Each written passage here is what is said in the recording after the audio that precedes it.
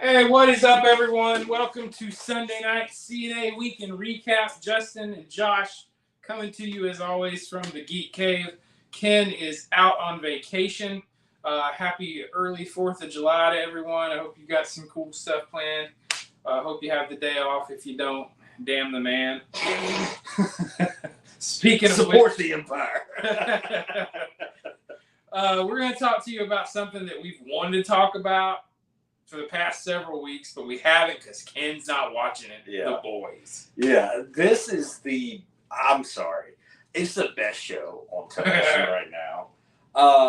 If you guys aren't watching The Boys, It's the wildest. yeah, you need to join in. It is just hell in a handbasket, cock in your hand, bush in the basket, whatever way you want to phrase it. It's insane. And I love every fucking second of it. I've been here for from the beginning. I love the idea of what would the world really be like if we had these kind of god-level DC superheroes.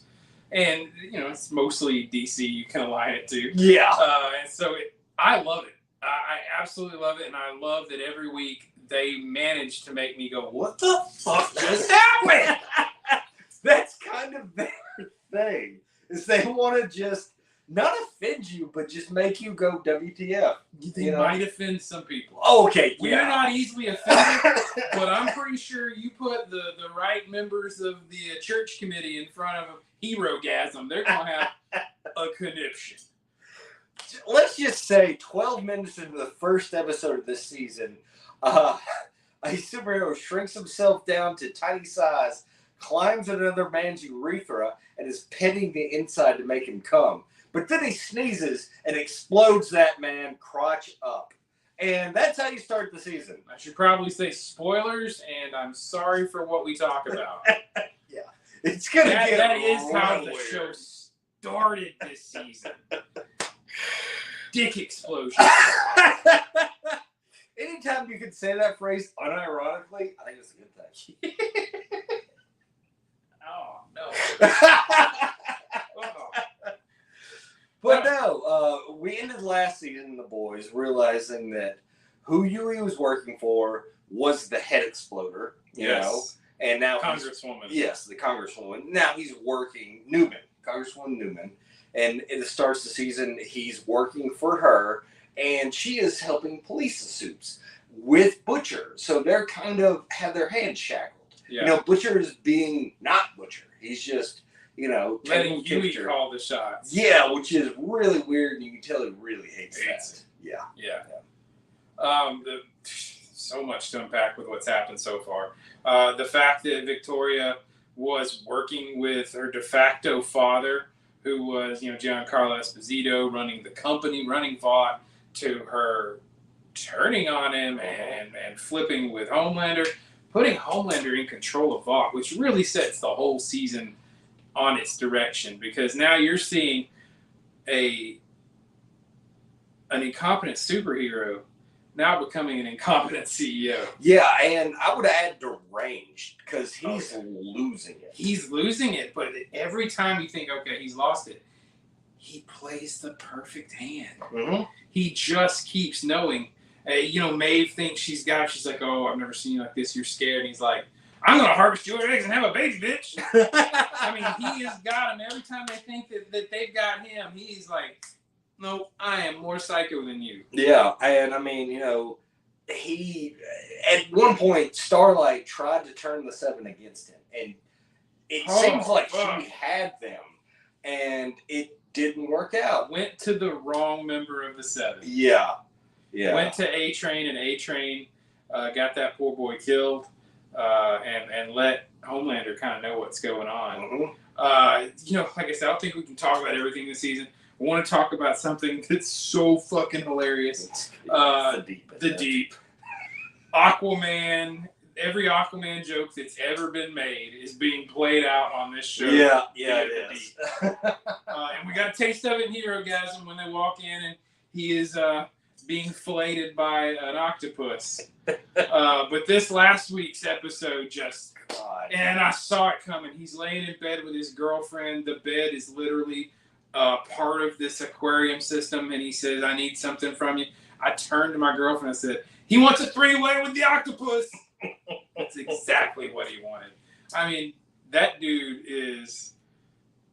It's so good. Yeah. It's so funny. Yeah. I don't know what octopus sex is like. I don't want to experience it, but apparently He seems to like it. Yeah. Rocks his world. I love the way he talks for the animals. Well, he can hear their thoughts. I mean, that's the You entire hurt point. her feelings. Yeah. Let's go back to Hero Gasm, because I thought we got one of the best reappearances of a character who we thought was dead, which was Vaseline the Love Sausage. His prehensile cock. How uncomfortable was MM when it was just draped over his shoulder, like welcoming him into the party? Not when we were near as uncomfortable as he was when he got showered with cum. Yeah, that was a fun. Having no OCD people, I was like, oh man. That's like 1,000 showers right there. Yeah, I don't think he's ever gonna undo that. If you're sitting there watching this show right now going, what the fuck are they talking about? You should watch The Boys. Yeah. Or maybe you shouldn't. If we're offending you, go watch Downton Abbey. That is kind of like the 180 of Boys. Yeah. So, like I said, I don't think we can get into all of it. We're already 5 or 6 episodes in. Yeah. But I kind of felt like we wanted to talk about it. And if you haven't watched it, we wanted to give you some of the highlights to entice you to watch this incredible Amazon show. Tackling the darker world of superheroes. Yeah, it's kind of what would actually happen if people had powers like this. There would not be just, Superman would not be the thing. There would be just... Absolutely. Yeah. He would be this guy. And if you haven't picked up on it, and this may upset you if you are watching the show and haven't picked up on it, Homelander is Donald Trump. Yeah. They've admitted it. They've taken lines straight from that dude and put him into Homelander. So if you think Homelander's crazy, there's a reason. We got crazy in the real world. Yeah. So this is what happens if you take deranged people in power and give them more power. And I love that juxtaposition of a world that doesn't exist for us and we can't even fathom, yet it's very much happening the way the world is happening to us right now. Unfortunately. But yeah, it's a great show. Watch it, please. It's just so well done. Absolutely. I mean, it's satire at its best. Great actors, and tells a good story. If you can handle, dick explosion. If you don't get insulted or offended easily, this is the show for you. Degenerates and fuckwads. Also, if you don't find the word cunt offensive, you'll hear that one a lot. Yeah, that's butcher though. It's British, so I think it's okay. Yeah, it's kind of just like saying you. Yeah, pretty sure. We can't get away with it. No, but... we don't have that cool accent. Yeah, that's what it takes. That's it's the accent. Because even the people who would be the most offended are like, oh, for fuck's sakes. I mean, it's Butch. It's Carl Urban. I mean, even I'm like, he is the god of the geeks. Yeah, he's played everything, just yeah, he has more on the bingo card than even Henry Cavill. Yeah, it's ridiculous. Like, those two should fight for who's the king of the nerds. I'd watch that. Yeah, I would too. Henry Cavill's gonna win. I think Urban could take him. He's scrappy, Go back and watch Man of Steel. If Henry Cavill's in that workout program, Henry Cavill's winning. I think Henry Cavill just stays in that workout. My God, dude. You remember when he's holding the freaking oil rig? Yeah. That dude's gonna win. Anyway, we've digressed. Yeah, this is way off topic in this. The Boys. Watch it. Yes. Great show. Enjoy it. We'll talk for a second about Miss Marvel. I know there's a lot of talk on the social media apps about this show, and it's not a lot of positive. I gotta say, I don't really get it. I'm enjoying the show. Yeah. I do also get that this show's not made for most of us. Mm-hmm. This show's not made for, lily white 40-year-old men. It's not really made for dudes in general, and I know the Captain Marvel haters don't want to hear that shit. But this show was made to give representation to millions of young Desi women out there. The Indian, Pakistani, they have not had a hero. They've had no representation, especially the women. So and the show's leaning into it. Yeah. The story of the partition, the family life. I mean, you're getting some of the most best representation in American cinema. Probably one of the most represented groups. Yeah. Out I mean, there. it's putting that culture first and Center forward. stage. Yeah, and that's great because that's how it is, you Yeah. know? Like, we can't back away or turn our eyes away from that because that's just how it is. And this episode really took us into the partition story. And it's interesting, you know, that for them is as traumatic as World War II is for us. You know, when England came in and said, okay, this great, wonderful, vast country we've been ruling, as we're heading out the door, we're going to break it up. Yeah. And, you know, I'm dating an Indian woman, and so she's told me stories of her family and seeing families ripped apart as the Muslims had to go to Pakistan, and the Indians had, and those train rides, people were brutally murdered. That was a horrible time in both Indian and Pakistani history. So that's, you know, on the internet, I see people talking about and saying, why do we need to know this? Because you didn't know about it before. Yeah, I think that's one of the things that is so powerful about pop culture is that you learn outside of what you've been taught. The partition is a major point in history for an entire culture of two peoples. And the fact that Americans don't even know what it is or what it entailed is kind of an embarrassment to our education system. It is the exact same way we felt 2 years ago when we watched the first episode of the Watchmen, and Black found Wall out Street. about the Tulsa massacres. Yeah. And we were both like, this is real? Mm-hmm. I was a history major. They didn't teach me that. Yeah, they kind of skip over a lot of stuff. Yeah, so this is the reason they're putting it on the show. Yeah. I had a guy today on Facebook, he was so mad about this because he said it didn't make sense. How could these people be the age they are and have Kamala if this happened over 150 years ago? And the internet, to its credit, the internet was like, that was the partitioning of the Ottoman Empire, you dumbass. Yeah. They took him down, thankfully. Yeah. Yeah, I mean, that's the thing is these shows need to address these issues with these cultures to teach people that think outside the box. Think outside yourself. There's more than this little circle. Yeah, and I think that's wonderful. I do too, and I'm enjoying it. And the actress that they've got playing, oh my gosh, she's so good. Yeah. She embodies the character. Mm-hmm. And this week's episode, we got to find out more about who they are. Yeah. With the past 2 episodes, honestly. First, we were told they were jinn, which genies. And then this week, we find out that that's just what the Indian culture called anyone that was magic. Yeah. So they're not really jinn. They are beings from an alternate universe. Dimension, I believe they call it. Yeah. A dimension that's layered over Earth. And the Bengal has the potential to merge them over and destroy one where only one survives. Yeah. I want to stop right there. Okay. Because that premise, that one little thing that they said that this could happen, could be how we get mutants in the MCU. Well, Doctor Strange, Multiverse of Madness, taught us about dimensional overlap and how it could wipe out one or both dimensions. But this is furthering that. This is saying they will literally fold over on one, and one will vanish, and one will not. Mm-hmm. Throw a little Doctor Strange magic in, and we keep the humans. Yeah. And the universes expire.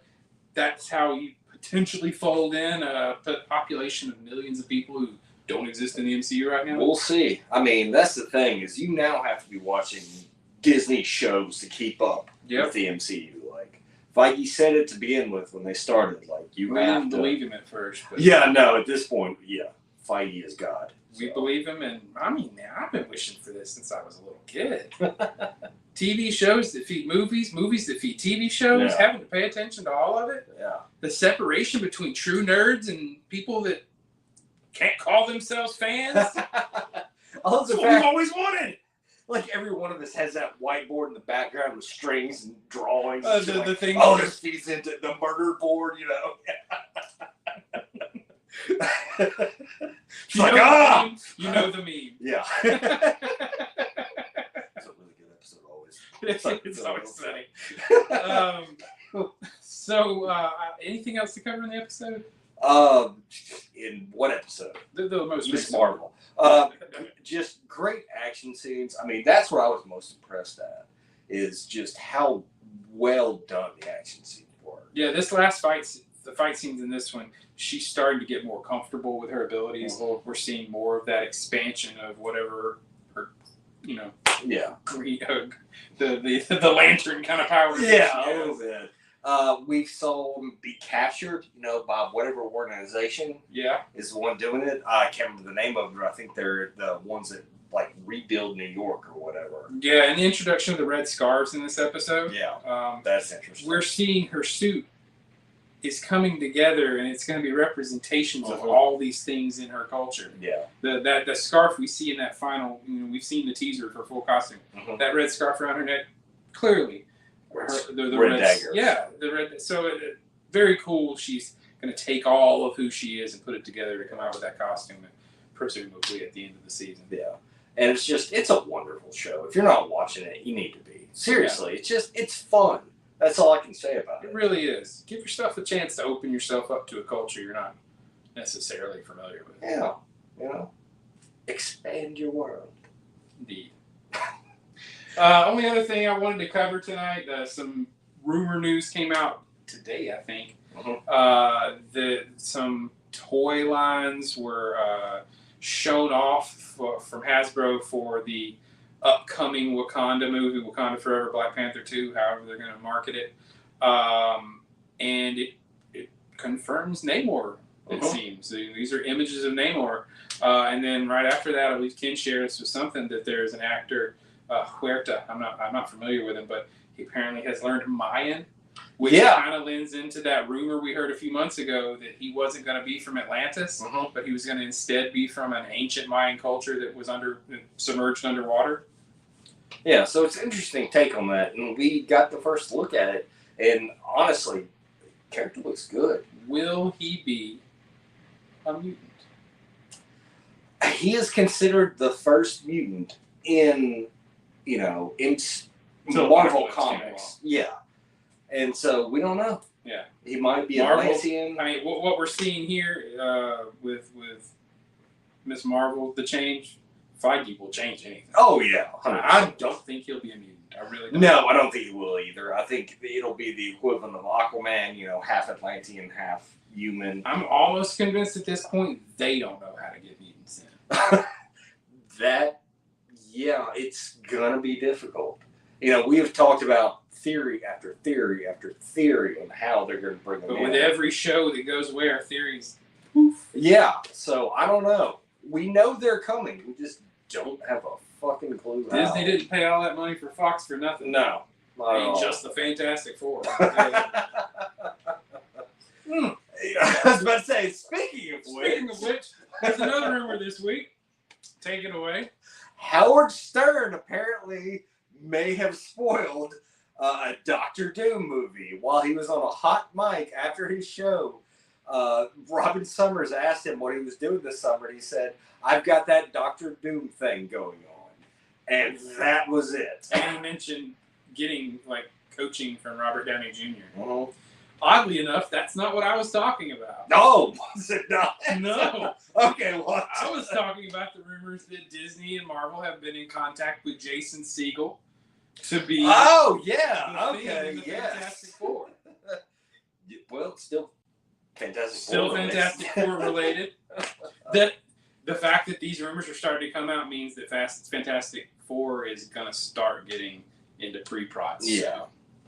Yeah, and I think Jason Segel would be great because we know the thing is just going to be CGI. CGI, and why not put someone with a great sense of humor Mm-hmm. and a great voice? Yeah. So I think he loves he'd be the wonderful. source material. He's a big old nerd. Oh yeah, 100%. I mean, there's a reason the only good Muppet movie in the last 25 years is the one that he wrote and produced. Because he loved Because he loved the fuck out of the Muppets. I love that. Put people who are passionate about a project, Yeah. and you see the results. You do. And that's just, God. Yeah. I would love to see this kind of awkward ass thing with Jason Segel's voice. It'll just be fun. In my head, he's just naked in a recording booth, like recording all his lines. Have I got a surprise? Yeah, exactly. In my head, that's all I'm gonna see. Okay. If they do, somewhere along the way in the movie, they need to cast every other member of How I Met Your Mother. Oh yeah, He's got to interact with them.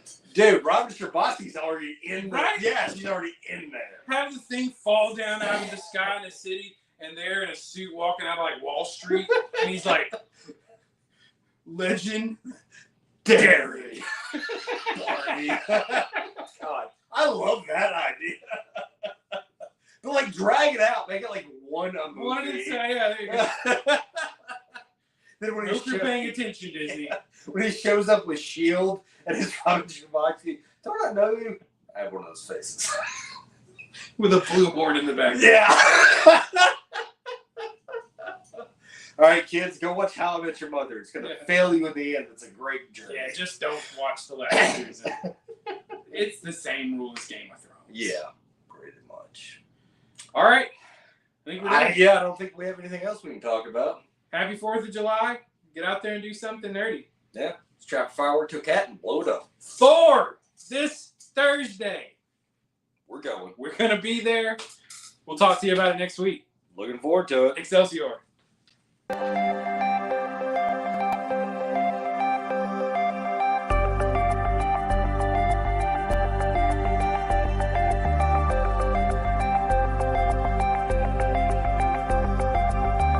Complete nerve authority.